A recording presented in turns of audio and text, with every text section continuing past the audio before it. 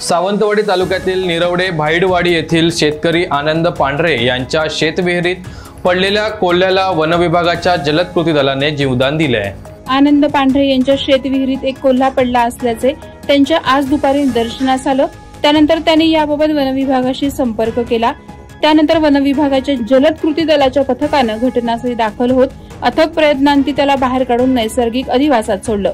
यावेळी आजगाव वनपाल पृथ्वीराज प्रताप, सावंतवाडी जलद कृती दलाचे कर्मचारी बबन रेडकर, राकेश अमृतकर, प्रथमेश गावडे, शुभम कळसुलकर, आनंद राणे, वनरक्षक प्रकाश रानगिरे, वनसेवक चंद्रकांत पडते आदी उपस्थित होते।